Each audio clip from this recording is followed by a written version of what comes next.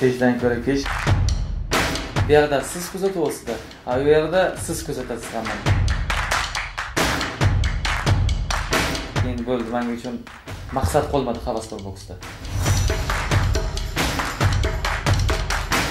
Men aytdim, agar sen xohlasang bo'ldi, biz seni qo'yib yuboramiz dedi. Men ularni bilaman hammasini. O'sha uchun ular bilan menga jang qilish qiyin. Lekin onam hozir bironta bo'yimni ko'rmagan hozirgacha. Bironta jangimni ko'rolmaydi. Nega men kechgan azoblarni o'g'lim bulardan o'tishni xohlamayman. Haqqim yo'q. Nega hozir bu очень скрытый informatsiya bu.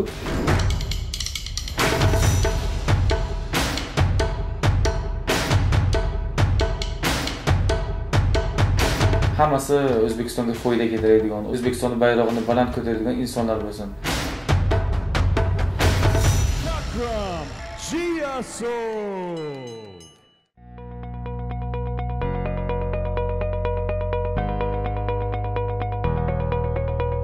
Musofir davlatda yurganingizda O'zbekistonni sog'inish tuyg'usi bo'ladi, ota-onani sog'inish bo'ladi. Mana bu yerda bizda e'tibor juda ham kattada, qayerda borsak agar bizga hurmat kattada, u yoqda bizani hali hech kim tanimaydi. Siz hammani naborot taniysizda, siz kuzatasiz hammani. Bu yerda siz kuzatyapsizda, u yerda siz kuzatasiz hammani. Men o'ylayman, bu narsa har bir inson uchun kerak. Nega har bir odam ko'tarilgandan keyin ko'p inson yulduzlik kasalligiga uchraydi deydi-yu. Mana shu hozir bizani u yoqqa ketishimiz mana shu narsadan ko'pchilikdan saqlaydi. Nega bizda bu yerda ko'z ostida bo'lsak, u yoqda ko'z ostida emasmiz. Yana 5 yil oldin qanaqa shahram edi, 4 yil oldin. Mana shunaqa shahram o'z ustida ishlaydigan, hech kim tanimaydi, hamma tanish uchun, butun bizani xalqimizni, butun O'zbekistonning bayrog'ini butun tanish uchun mehnat qilayotgan shahram bu yoqda. Bu yoqda kelganimdan keyin men dam olaman. Bu yoqda kelganimdan keyin mana shunaqa xursand bo'lib keldimda, g'alabadan keyin butun O'zbekiston ham quvondi. Kelganimizdan keyin hamma kutib olishlar, mana yana bizga televideniyalar boshlandi. Qon qarindoshlar, telefon, yo'qda telefon umuman hech kim telefon qilmaydi, hech kim nomeringizni bilmaydi, Amerika nomerini. Bu yoqda kelganingizdan keyin yana boshlandi hammasi. Uzoq bo'lmam bu yoqda bo'lsam yana 10 kun, 2 hafta. Bu yoqda men dam olaman, bu yoqda maza qilaman, bu yoqda faqat ko'z ostida faqat yaxshilik. U yoqda ham zo'r, lekin u yoqda faqat o'z ustida mehnat, azob chekasiz, hech kimni tanimaysiz. Nima desam bo'ladi? Faqat nima qilsangiz ham o'zingiz uchun qilasiz. Mehnat qilmaysizmi? Demak, ringga chiqqandan keyin yutqizasiz. Yutqizsang faqatgina men yutqizmayman, butun O'zbekiston yutqizganday bo'ladi. Lekin men O'zbekiston nomidan chiqaman yoqda. O'sha uchun men o'ylayman, kim bo'lishimizdan qat'iy nazar, har doim agar inson sifatida qolsak, o'zimiz ustida agar sportchi bo'lib, sportchini o'z ustida ishlasa agar hech qachon kam bo'lmaydi. Meni fikrim shu. Qanday bo'lsam, hozirda ham shundayman. O'zgarish bo'lmaydi. O'zgarish nima bo'ladi? O'zgarish faqatgina sog'inchda bo'ladi. Havaskor boksda uzog'i 2 hafta, 3 hafta, 1 oycha safarda bo'lardik. Hozir eng kami ketgan 4 oy, 5 oy bo'lyapti. 6 oy, 7 oycha bo'ladi. Sog'inish juda ham katta bo'ladi va mana shu vatanni, ota-onani, do'stlar, birodarlarni qadriga yetish mana shu bo'ladi. Qolgani o'shanday.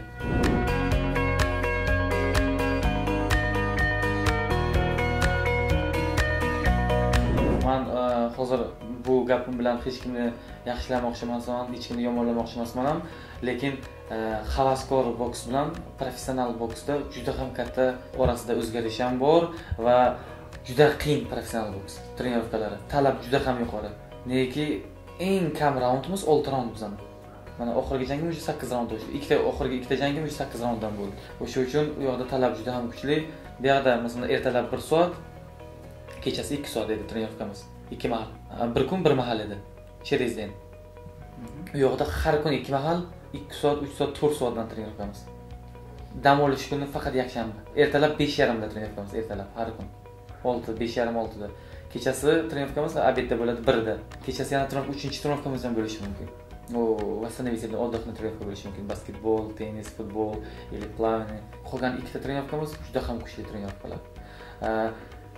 Farqi mana shunda, juda ham qattiq mashg'ulot. 2-3 barobar ko'proq havaskor boksdan. Lekin O'zbekistondagi trenirovka bilan u yoqning trenirovkasini olgan bo'lsak, bizda shkola katta. Yosh bolani bering biz O'zbekistonga. trenirovka tarbiyasi deb deydi bizga, shkola deydi. Shkola bizda katta. Bizning trenerlarimizning opiti katta. O'sha shkola bilan biz hozir hammadan ajralib turibmiz. Osiyoda ham birinchi o'rin bo'lyapmiz, jahonda ham birinchi bo'lyapmiz. Hozir havaskorda Olimpiadada ham birinchi o'rin bo'ldik. Hozir Osiyo o'yinlarida ko'rgan bo'lsangiz ham 5 ta oltin. Qayerda bo'lgan bu? Men o'ylayman bu ustozlarimizni, trenerlarni mana shunaqa qattiq ishlanishi.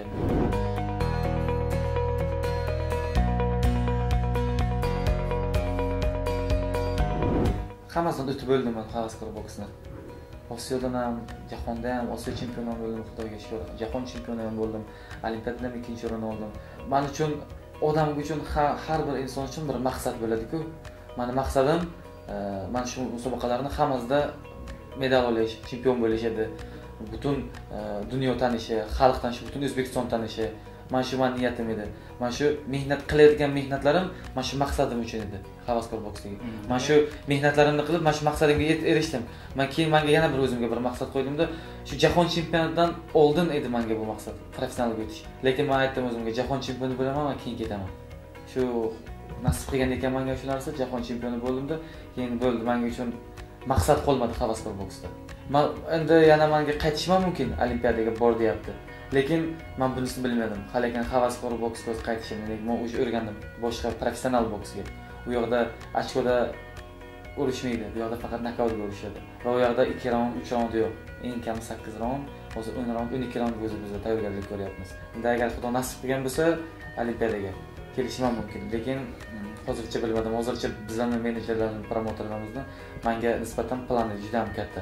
O'sha uchun biz juda ham ko'radigan bo'lsangiz, har oy jangimiz bo'lyapti. Bu har kim ham bunday qila olmaydi. Bu uchun katta mablag', katta e'tibor, katta vaqt kerak. Lekin o'shani bizga ajratyapti. Men o'zi ularni qo'yib, yana havaskor boksga qaytsam, bundan hurmatsizlik bo'ladi deb o'ylayman.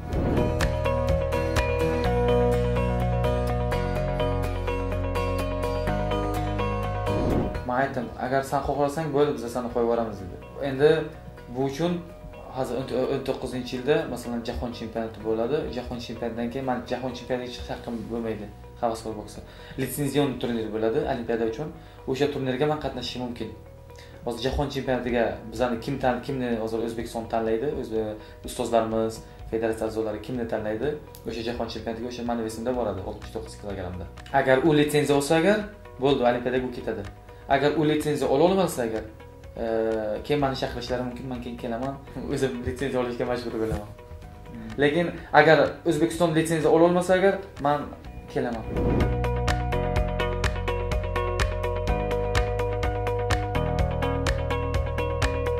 Tayyorman. Bu olimpiada uchun men har doim tayyorman. Nega u yoqda e'tibor baribir katta. Men olimpiadadan keyin biz hozirgi nisbatan nimaga erishayotgan bo'lsak, bu orqasida fundament bu Rio olimpiadasi. O'shandan keyin bizdan tanishib boshladi. Undan keyin hammasi Osiyo, jahon, professional bokslar o'shandan keyin keldi. O'sha uchun yana bitta olimpiada. Men uchun bu baribir armon bo'lib qolgan oltin. Kumush bo'ldi menga. U oltinga uni almashtirish har bir sportchi uchun orzu bo'lib qoladi deb o'ylayman. Agar menga shu orzuyimga imkon berishsa, agar albatta men kelaman.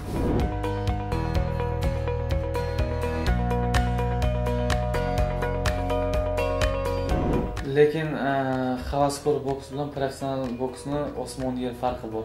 Bu boshqa sport desam ham bo'ladi. Bu endi mening fikrim, shaxsan fikrim. Kimni so'rasangiz ham balkim shunday deydi. Birinchi men hozir ustozim bu yoqda Joel Diaz. Ukasi bor uni, Tony Diaz aka-ukalar. O'shalar meni hozir tayyorgarlik qilishyapti. Birinchi borganimda shunaqa menga zadanlar beryapti. Hayotda men havaskor boksda o'z zadanini qilmaganman. Boksda o'zi 4 ta zarba bor. Primoy, bokovoy, snizu. Lekin u yoqda o'zi borasiz, bu zarbalarni qanday qilib millionga aylantirish mumkin. Xayolimda kelmagan narsalar professional boksda bor ekan. Masalan, trenirovkasida biz masalan 1 soat, 1,5 soat, 2 soat trenirovka qilamizda, u yoqda bu 2 soatlik trenirovka endi razminka hisoblanadi. O'shandan keyin trenirovka boshlanadi. Maqsadsiz professional boksni boshlash qiyin. Nega juda ham azob, juda ham qiyin. Siz agar maqsad qo'ysangiz, men shu maqsadimga erishaman deb shu trenirovkani boshlashingiz agar yarim yo'lda, yarim trenirovkada kuchingiz qolmagan paytda sizga dalda bo'ladigan, sizga kuch beradigan bir sizga motiv bo'lishi kerak. O'sha motiv bo'lmasa agar, menga motivim nima deb ketganman o'zi O'zbekistondan. va'da berib ketganki, men jahon chempion kamarlarini olib kelaman deb. Mana shunaqa mani motivim. Yarim yo'lda men charchab qolaman. 2 soatdan keyin benzin tugab qoladi. Gazga o'tish uchun yana motiv kerak sizga, maqsad kerak. Plansiz, maqsadsiz professional boksga bo'lmaydi. Mana shu bitta maqsad qilib qo'ysangiz, o'sha sari olg'a intilish kerak har doim.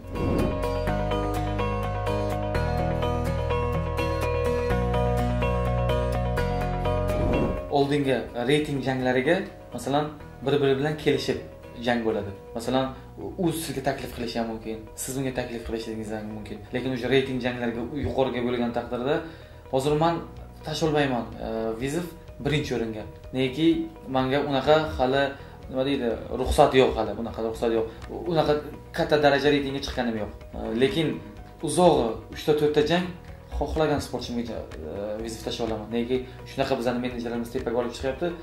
Men masalan birinchi jangimni olsak agar, har bitta sportchi professionalga o'tgandan keyin xohlasa xohlamasa eng oxirgi o'rin bo'lib kiradi professional bo'yicha. Eng oxirgi o'rin nechi? 1000 ta sportchi bor sizning vesingizda. Eng minginchi u uchun birinchi o'ringa chiqish uchun qanchalik kerak? Lekin hozir meni reytingim 5 ta jangimda kuchli 50 talikka kirganman. Men hozirning o'zida men 2 ta 3 ta yaxshilarga Vizov tashlab ko'rdim. Hozircha primat qilishmayapti ular. Ya'ni Xudo menga yana shunaqa kuch-quvvat bersa, agar shu natijada ketaversam agar Vizov tashlasam, agar qabul qilmasa agar ularga minus ketadi ular. Bu narsa. Agar menga qabul qilsa agar menga yaxshi bo'ladiki, men Vizov tashladim, demak bilamanki men o'zimga o'verimman, yuta olaman. Agar o'zimga o'verim bo'lmasa, yana men mehnatlarimni yaxshi qilaman. Nega men hali o'ylaymanki, men zo'r emas, yaxshi emasman. Haliki unaqa sport formasida emasman. Bu uchun nima qilish kerak? Yana mehnat qilish kerak. O'zimning ustimda ishlab va albatta bizlar bu yoqda 50-o'rin, 43-o'rin Amerika borganim yo'qman. Bu yoqda faqat birinchi bo'lishim borganman. Birinchi jangimda 4 ta sopernikga matkaz qildim men. Masalan aytadi, masalan mana shunaqa menejerim telefon menga sportchi bor, hech kimni aytmaydi, ismimni beradi. Bo'ldi, biz tayyormiz deydi jangga. Keyin men ismimni bergandan keyin internetga kiradi, meni jangimni ko'radi, kimligimni ko'radi. 2 kundan keyin javob yozadi, "Yo'q, biz tayyor emasmiz, biz jang qilmaymiz." Kakaga Murodjon Ahmadovga ham shunaqa vaziyatlar juda ko'p bo'ldi. Menga ham juda ko'p bo'ldi. Bizani havaskor boksdagi yutuqlarimizni ko'rib, отказ berishib olishadi. Janglarimizni ko'rib. Bir xil soperniklar bor, naborot. Qanday desam bo'ladi? Yaxshi sportchilar bilan tushni yaxshi ko'radi. Masalan, 14 mana shu oxirgi jangim Laguna bilan Nikaragvalik sportchi edi. U 14 ta jang o'tkazib, 14 tasiga ham g'alaba qozongan edi. Birinchi shuni aytdim-da, o'ziga o'verin, sirasi aytib, biz Vizov tashlab ko'rdik. Baribir biz qabul qilmasak kerak deb tashlab ko'rdik-da. Bugun esa aytib keldi, bo'ldi, biz rozi biz. Biz jang qilmoqchimiz sen bilan. Sirasi rozi bo'ldi. Mana shunaqa mard sportchilar kerak-da boksga. Rozi bo'ladigan hamma narsaga. Bir xillar bor, qo'rqadilar-da. O'zini mag'lubiyat bo'lishdan qo'rqadi. Kim mag'lubiyat bo'lishdan qo'rqsa agar, u sportchi men o'ylayman buyuk natijaga erisha olmaydi. Nega hamma vaqt o'zi sportchi o'zini sinab ko'rish kerak. Shans bo'ldimi, vaziyat bo'ldimi, agar olib bilishi imkoniyati bo'ldimi, olib bilish kerak o'sha. Olib bilmasa ham biz o'lish kerak.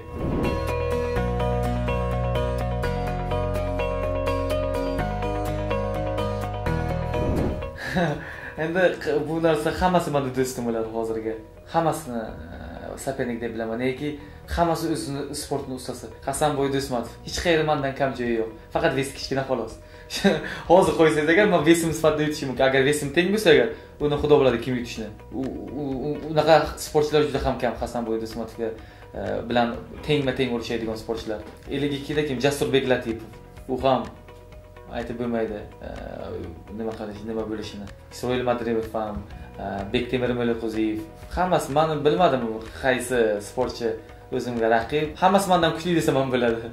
Nega hammasi meni yaqinim ular, bilaman ularni. Qanaqa boks tushishini, hech qachon taslim bo'lmasligini bilaman. Qaysi sportchini yutish qiyin, taslim bo'lmaydigan sportchini yutish qiyin. Nega ular hech qachon taslim bo'lmaydi. Men ularni bilaman hammasini. O'sha uchun ular bilan menga jang qilish qiyin. Bizga trenerimiz aytadi, Marat Galevich, jang va trenировка paytida yiqilib qolgan, o'lib qolgan, lekin taslim bo'lmagan. Vatan uchun, ota-onang uchun, xalqimiz uchun oxirigacha urashasan. Bizga ringga yiqilib qolsak ham biz zavatsiya qilmaymiz deydi, mana shunaqa. Bayitlarni tayyorlaydi u trenerimiz. Jangchi haqiqiy gladiatorlarni.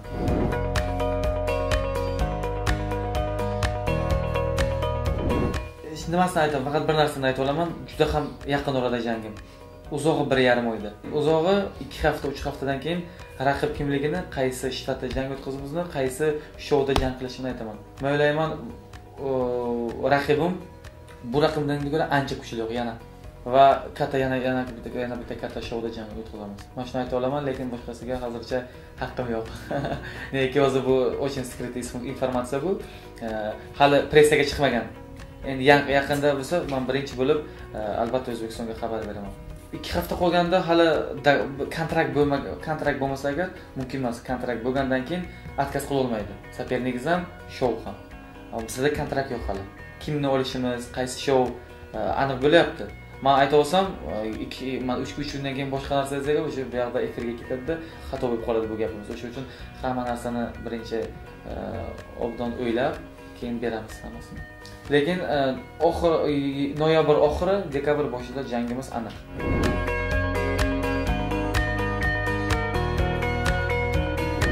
Ertalabki vaqtimiz turish 5:30 da. Yuz-qo'limizni yuvib, kiyimimizni kiyib, soat 6 da trenirovkamiz.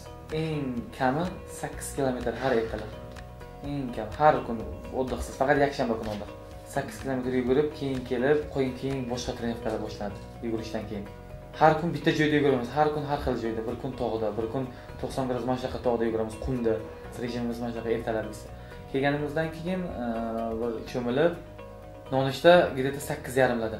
8:30da nonushta qilib, 9gacha nonushta qilib, bir yarim soat, 1 soatcha dam olib, 10gacha, endi отбой, 11:30gacha. 12da turib, trenirovka narsalarimizni yana kiyib, soat 1da yana trenirovka. Bu 1dagi trenirovkamiz 5gacha davom etadi, 4 soat. 4gacha, 5gacha. Sparinglar, mishoglar, qo'ying hozir bu narsani eslamay, hozir dam olishdaman. Birinchi bo'lganimda men 2 hafta juda qiynalganman. Keyin o'rganib ketdimda, hozirda odatiy hol bo'lib qolgan. Bu narsa. Hamma narsaga odam o'rganar ekan, Xudo shunaqa yaratgan ekanki, hamma narsaga ko'nib ketayotganimiz.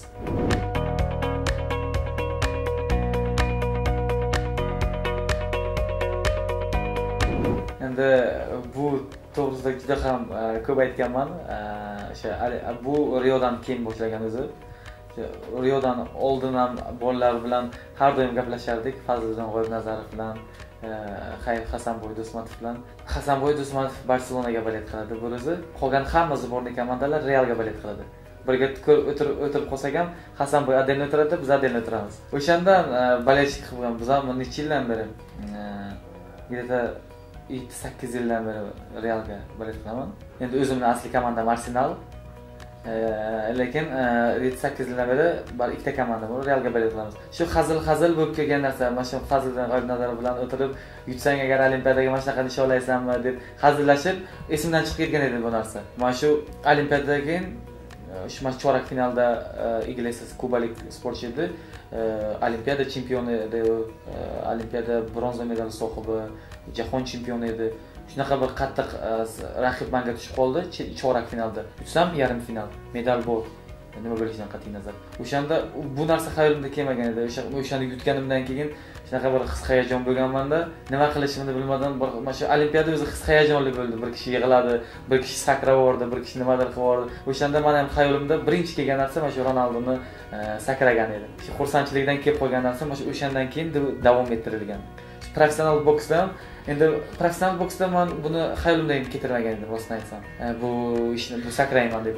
Lekin o'sha birinchi jangimdan keyin o'sha 10 sekundda nokaut qilganimdan keyin Ugoga kelsam agar menejerlarim bu yoqda bor edi.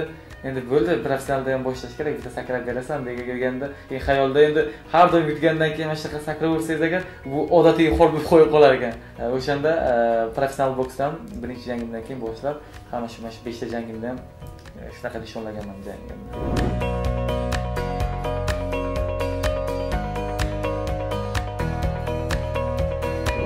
2009 Roy Jonsning bitta jangini ko'rib, shunaqa menga yoqib qolganki, mana shu men uslubim bo'ladi deganman. O'zim o'sha yoshligimdan ham qo'limni tushirib, qandaydir mana shunaqa meni stilim bo'lgan. Hali Roy Jonsni tanimasligimdan ham oldin ham menga mana shunaqa ozgina stil bor edi. Lekin Roy Jonsni ko'rganimdan keyin mana shu boladay bo'laman deganman. Hali yosh bo'lganmiz o'shanda.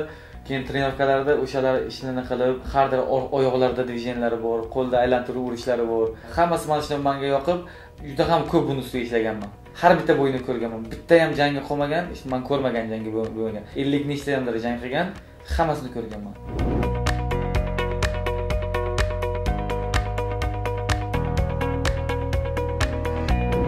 Menga eng katta yordam mana shu ota-onamni ko'magi deb o'ylayman. Amakim, otam, onam, nega bu insonlar agar menga bo'lmaganda oxirigacha men bora olmadim. Shunaqa vaziyatlar bo'lganki, taslim bo'lgan paytlarim bo'lgan. Lekin men shu otam bilan amakim meni ushlagan. Endi ona bilasiz, har doim protiv sizni boksizga, nega kaltak yeysiz, o'g'lini kaltak yeyishni xohlamaydi. O'sha uchun onam yoshligimdan o'zi protiv bo'lgan, meni boksga borishimga kaltak yeydi, undan ko'ra o'qishga beraman, katta o'qishlarga kirsin deb. Hozirgacha shuni aytadi. Qachon tugatasan? Olimpiadadan keyin aytdim, onamga va'da berdim. Onam mana shu olimpiada o'tsin, bo'ldi. Men keyin biror ishga kirib, xudo xolasa ishlab, kaltak yemasa yuraman men degan edim. Shu olimpiadadan keyin yana maqsadlar bo'ldi, Osiyo bo'ldi, jahon bo'ldi. Haligacha urishadi, samanga pishat qilgan edik olimpiadadan keyin boksga tushmaysan deb. Lekin onam hozir bironta bo'yimni ko'rmagan hozirgacha. Bironta jangimni ko'ra olmaydi. Shay meni jangim boshlanadi, bir duo qiladi, ko'chaga chiqib o'tiradi. Keyin bo'yim jangim tugagandan keyin kelib otamdan so'raydi, yutdimi deb. Yutgandan keyin otam aytadi, ha yutdi, bilardim, men duo qilib turdim deydi har doim. O'sha uchun onam faqat protiv bo'lmagan, lekin aytganki, bir onam xohlamaydi-ku bolasi travma olishini. Faqat shu jihatdan. Otam bilan amakim menga juda ko'p yordam berib, otam ham amakim ham o'zi mana sportchi bo'lgan, boksyor bo'lgan. Menga borini menga berishgan ular.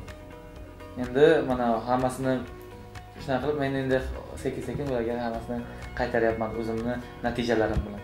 Xursand qilib.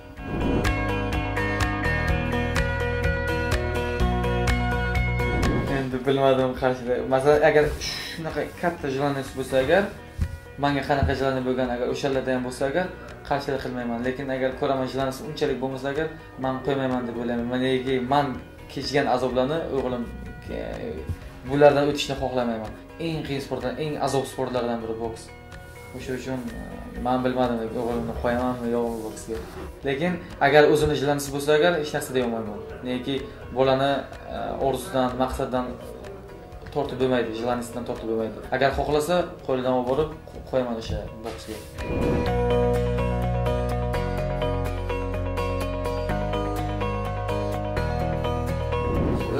Sportchi o'z kuchini har doim o'ziga saqlab bilib, ringga ko'rsatish kerak. Uni ko'chada ko'rsatish kerak emas. Negaki ko'chadagi inson bilan sport bilan shug'ullanadigan odamning farqi juda ham katta.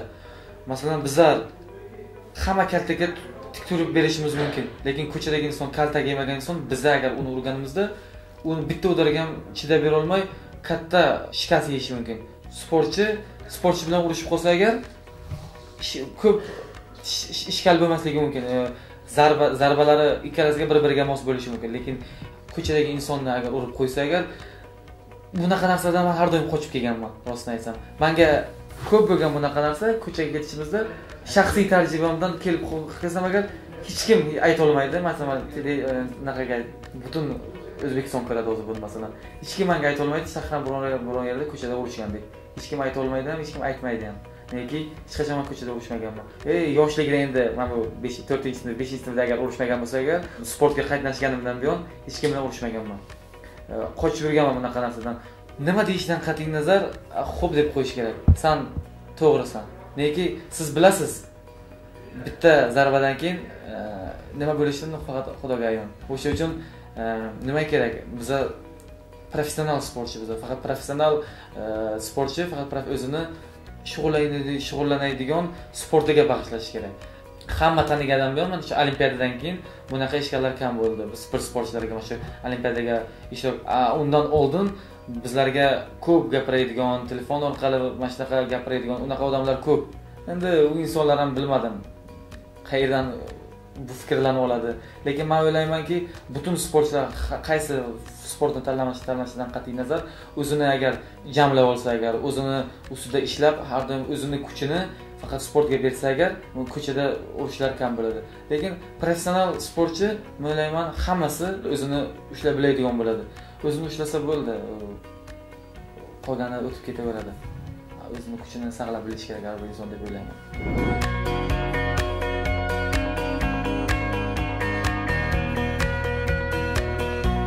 To'g'ri aytasiz hechdan ko'ra kech bu bayram o'tib ketdi. Yo'lda edik biz bu bayram kuni. Biz kecha keldim. Amerikadan trenerlarimiz juda ham ko'p. Birinchi ustozim O'lim Muhammedov ko'p, Ravshan Xo'jayev, Marat Galiyevich, Rahmatjon Ro'zaxonov hozir bilan trenerimiz. Hozir u yoqda men Amerikadagi trenerlarim juda ham menga yaqin insonlar bo'lgan, Joel Diaz, Tony Diazlar. Trenerlarimiz juda ko'p. Meni birinchi ustozim baribir aytsam agar meni tarbiyalagan otam bilan amakim. Ular ham men uchun ustoz bo'ladi. Agar ularsiz men bu sportga kelmardim. Ularni poddershkasiz, ular ham o'zini boksor bo'lgan, birinchi o'zini bilgan narsalarini menga o'rgatgan. Ular ham meni ustozim. Barcha meni o'qituvchilarim, tarbiya bergan maktabdagi, kollejdagi, institutdagi ustozlarimni hammalarini avvalambor shu bayram, ulug' bayram bilan tabriklayman. Baxtimizga doimo sog'-salomat bo'lishsinlar. Ularsiz bu darajaga bizlar yetishimiz qiyin. Negaki birinchi xalqni o'rgatgan, birinchi bizani sportimizni o'rgatgan, tarbiyamizni bergan uydan ko'ra ko'proq maktab, kollej, institutlarda bo'lgan bizlar. O'sha uchun ularning tarbiyasiz mana shunaqa darajaga yeta olmadik. Baxtimizga doim sog'-omon bo'linglar. Bizdan-da yaxshiroq sportchilarni, bizdan-da yaxshiroq eng katta insonlarni mana shunaqa tarbiyalab, hammasi O'zbekistonga foyda keltiradigan, O'zbekistonning bayrog'ini baland ko'taradigan insonlar bo'lsin. Ularsiz, ustozlarsiz biza hech kim demasagan bo'ladi. Avvalambor ularga rahmat. Bu bayram bilan chin qalbimdan butun ustozlarni tabriklayman.